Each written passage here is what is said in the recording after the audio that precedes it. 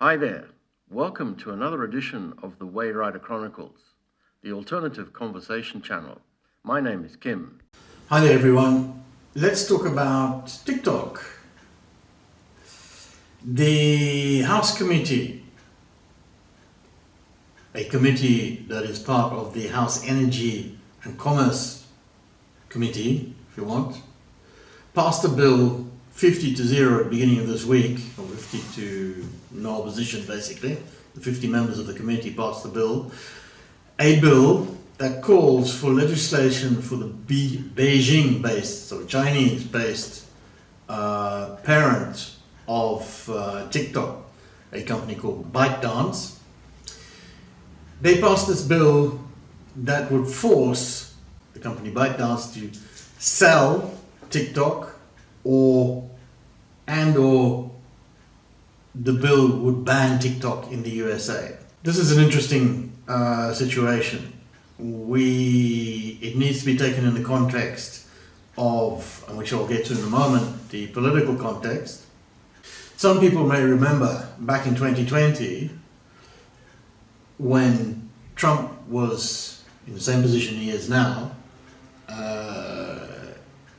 against Biden for his re-election, which turned out to be Biden's election.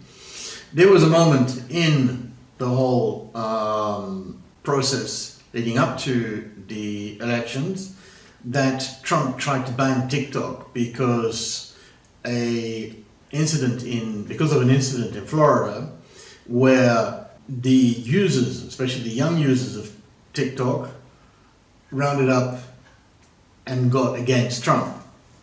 It didn't work. This bill that is before the House of Representatives, which is the US lower house, is set to go before the House today and will be, with a 50-0 committee approval, it'll probably go through and get passed to Senate for ratification. Biden, bizarrely in the sense, has agreed to ratify it or to sign the bill when it comes when he gets to my desk, as it's called, or gets to his desk.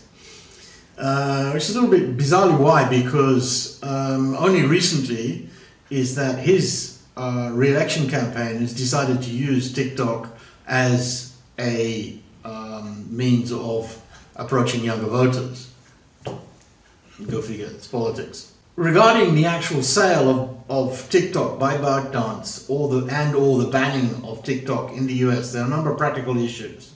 One of them is that ByteDance, which is Chinese, based in Beijing, has repeatedly said that it will not sell. It does not wish to sell its subsidiary TikTok, which is actually a Singapore-based company. So ByteDance has said it wouldn't sell. Okay, well, we've seen that with if US legislation forces these type of processes, sometimes there's nothing that the company can do. Even so, moving on to the next point, even if it was forced to sell, and you would expect in a forced sale that there would be any number of US-based possible buyers of the platform, seeing as it's used by millions and millions of Americans and is very, very popular with especially the younger age group. It wouldn't be a real big deal for ByteDance, as currently 80% of ByteDance's TikTok revenue comes from China. So yeah, okay, we're going to lose the US part of it, but so what? There's the rest of the world and there's us. So there's that consideration. Comes down to pure profit money. However, regarding the ban itself, there are, and we won't go, before we move on to the politics, there are a number of practical difficulties. One of them is that the state of Montana in the US, at the end of last year, some of you may recall, decided to ban TikTok. This didn't happen because a federal judge before the ban went through, before the legislation in the state of Montana, before the ban could be actually applied, blocked the ban, saying it probably violated the First Amendment, famous First Amendment in the US, and it also cited a pervasive undertone of anti-Chinese sentiment, for whatever that means.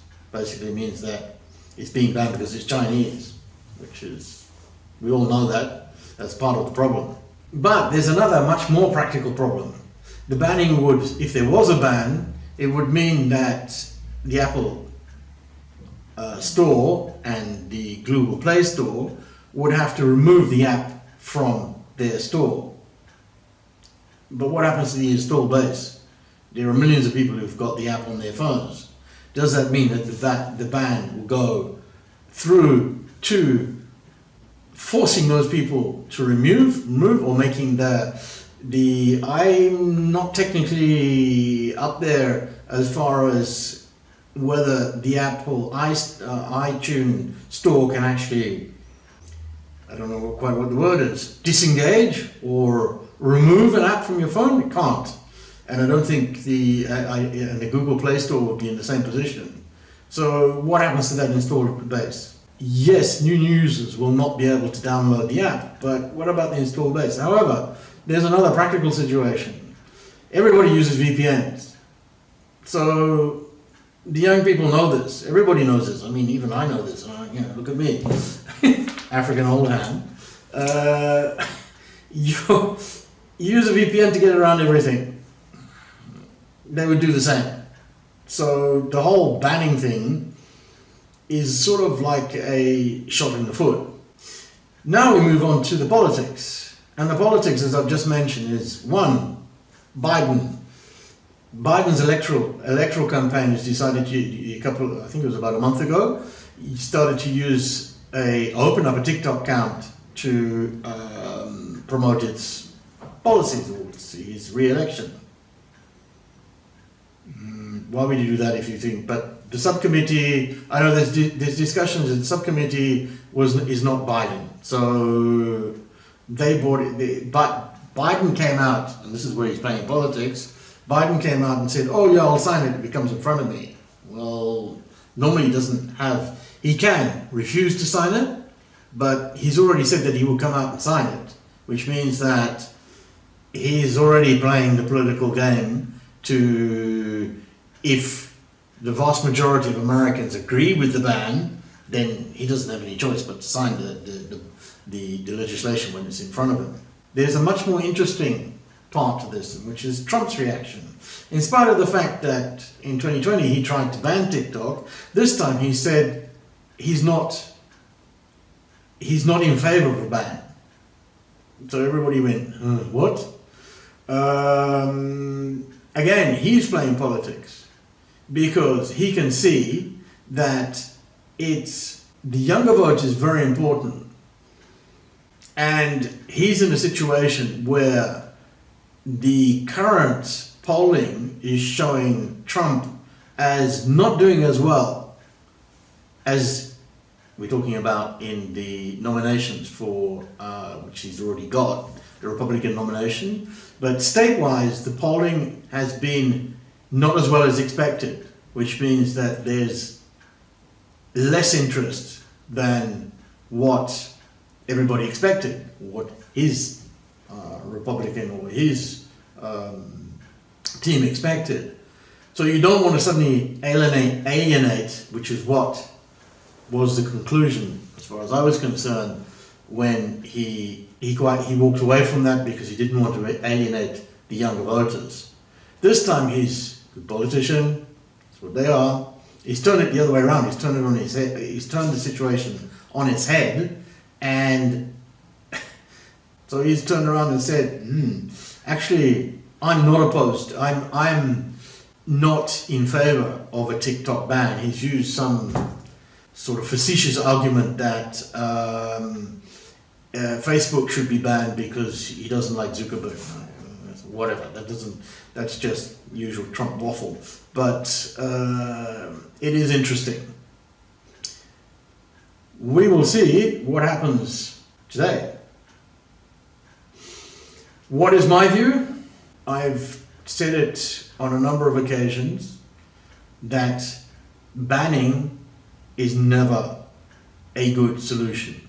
If something is banned, people will always find a way around it. The easiest and simplest illustration of banning something is the prohibition in the 1930s in the United States. They tried to ban alcohol. Was that a good idea? No, it wasn't. It didn't work. You're going to ban something like TikTok? Is this a good idea? No, it's not. And I believe it's not going to work. See you guys.